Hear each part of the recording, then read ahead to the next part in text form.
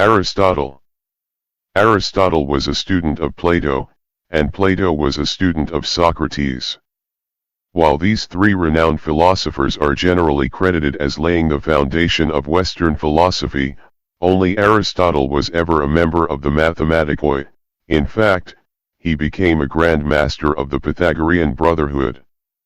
Socrates and Plato were never considered for membership in the Mathematikoi because of their inherent mysticism, and were thus confined to membership in the Akousmatikoi.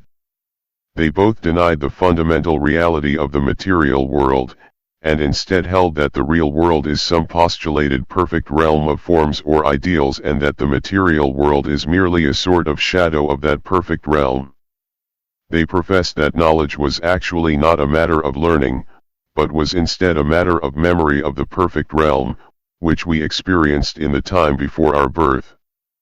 They each held views asserting some sort of afterlife. Plato did prove valuable in his role in the Akousmatikoi, however, even creating a rather sophisticated mystical system which has been used, sometimes in its original form, but often with various enhancements and variations, by the Illuminati for various mystical purposes ever since. Plato was eventually expelled from the Akousmatikoi, however, because it was discovered that he was not keeping some of the secrets with which he was entrusted. Of course, these secrets amounted to nothing other than mystical nonsense, and anything he revealed was actually of no import at all, other than as proof that Plato could not be trusted with anything of real import.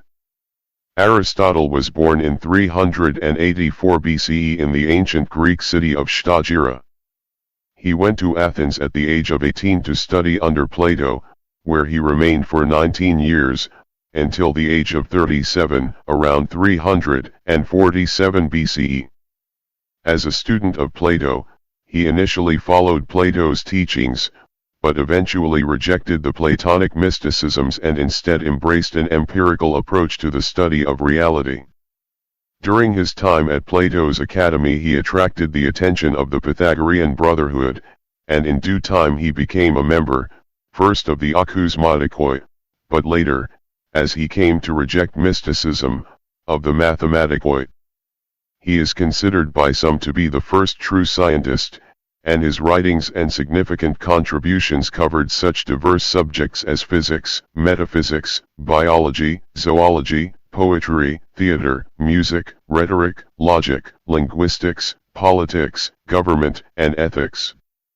He constructed the first comprehensive Western philosophical system, embracing metaphysics, logic, aesthetics, science, and politics.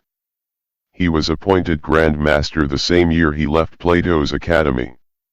He was appointed as head of the Royal Academy by King Philip II of Macedon and was given use of the Temple of the Nymphs at Mieza, where he gave lessons to three future kings, Philip's son Alexander the Great, Ptolemy, and Cassander.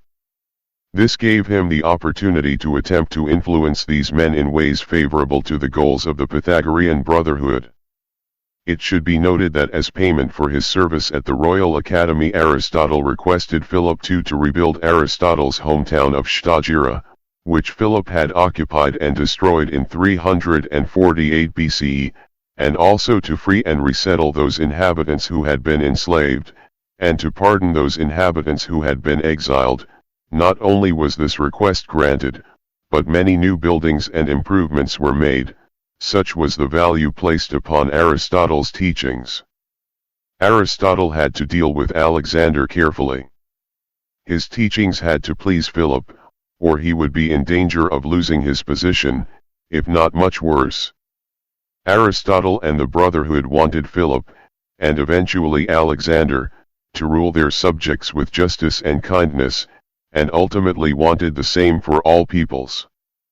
Aristotle craftily taught Alexander to be a leader to the Greeks and a despot to the barbarians, to look after the former as after friends and relatives, and to deal with the latter as with beasts or plants, with the idea that once the barbarians, the Persians and others, were conquered and were under Alexander's rule, the same justice and compassion would be extended to them, as to the Greeks.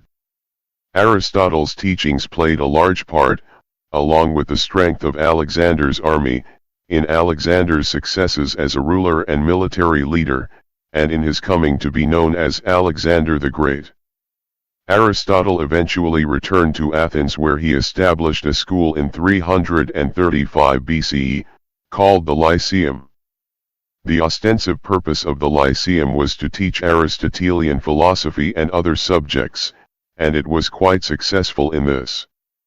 It also served a secret purpose, as a training, recruitment, and meeting place for the Pythagorean Brotherhood.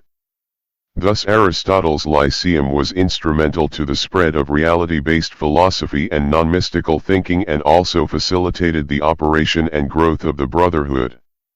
Alexander the Great died in 323 BCE, and upon his death the Athenians began to exhibit strongly anti-Macedonian feelings.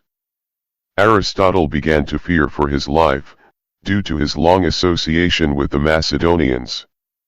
He moved away from Athens in 322 BCE, and died from natural causes the same year, on the Greek island of Euboea. Epicurus. Epicurus, like Pythagoras, was born on the Aegean Greek island of Samos.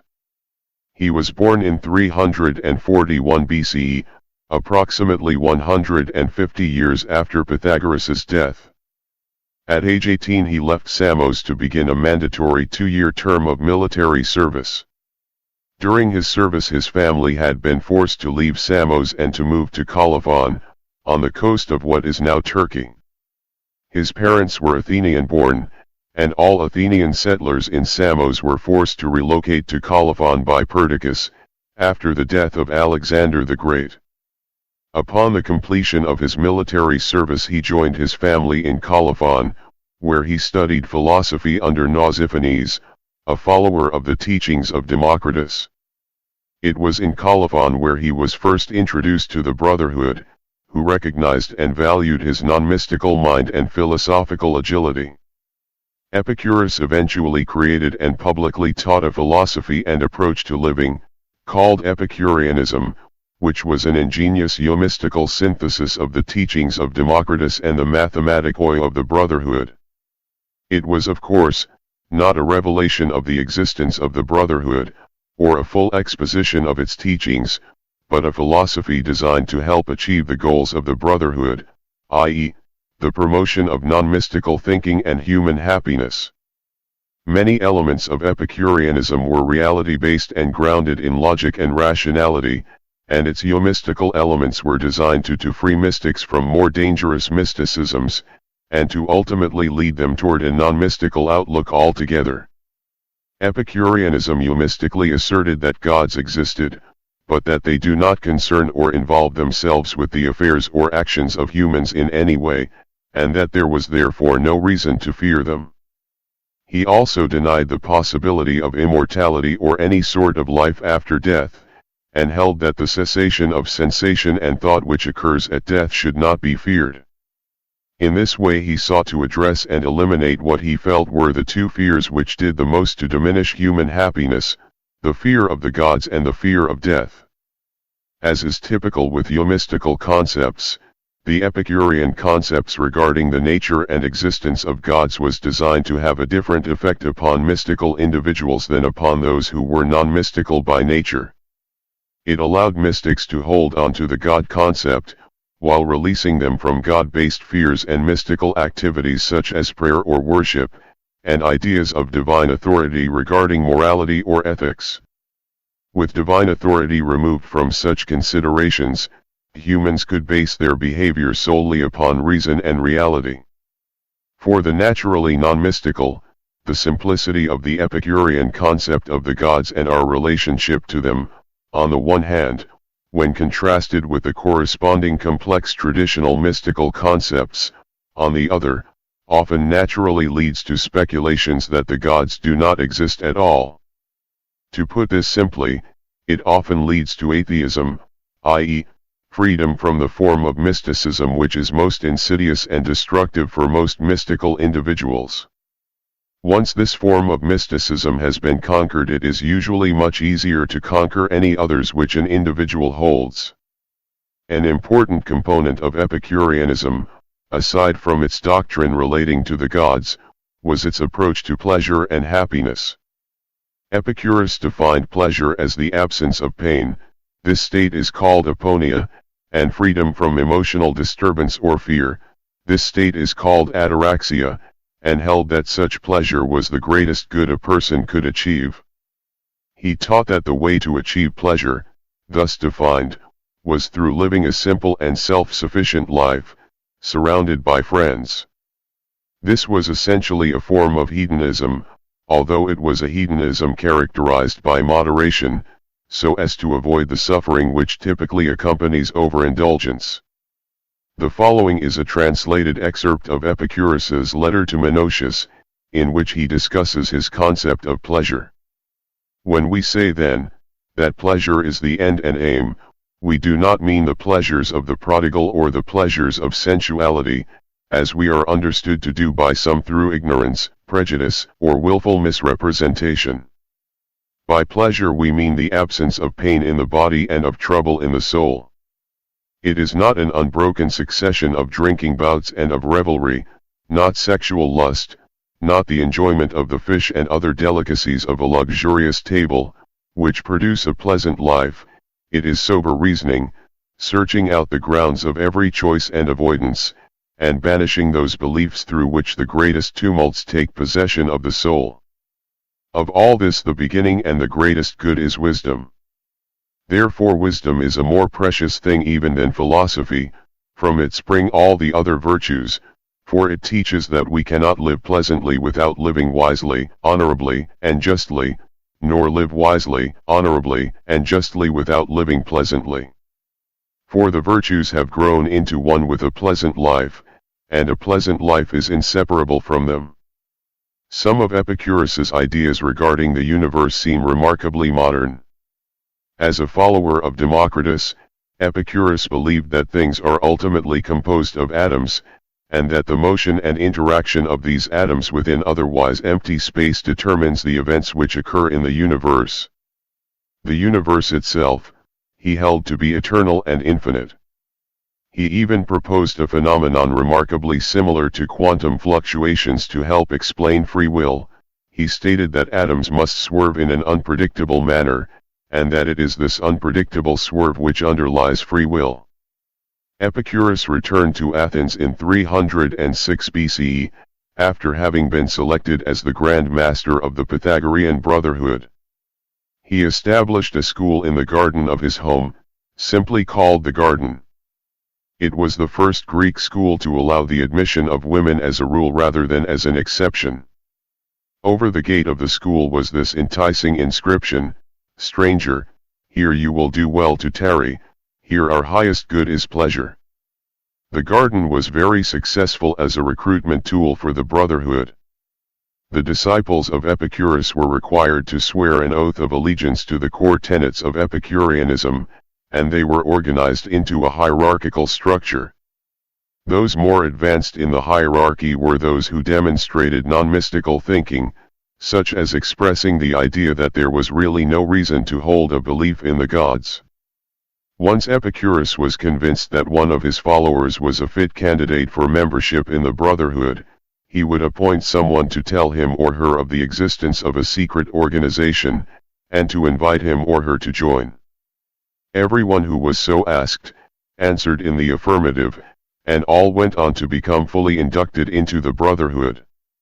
Lucretius. Titus Lucretius Carus, circa 99 BCE to circa 55 BCE, was a Roman member of the Pythagorean Brotherhood.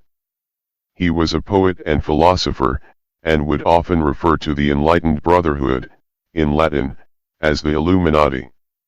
Lucretius's name took hold, helped by the fact that Latin had replaced Greek as the official language throughout much of Western civilization. This is the name of our organization to this day. Lucretius wrote the philosophical poem De Rerum Natura, which is translated into English as On the Nature of Things or On the Nature of the Universe. This epic was an exposition of Epicureanism in dactylic hexameter.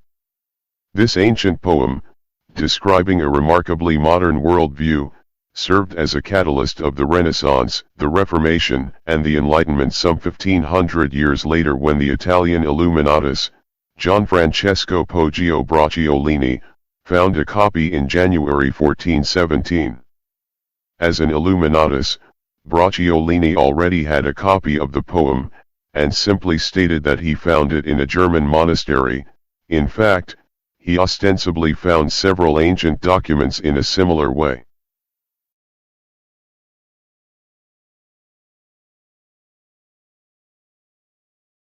Thank you for watching. Please help spread our message by liking and sharing this video, and by subscribing to our channel. Please also visit and register on our website, scioilluminati.com. Support our revolution, and join us in the growing light of knowledge and liberty.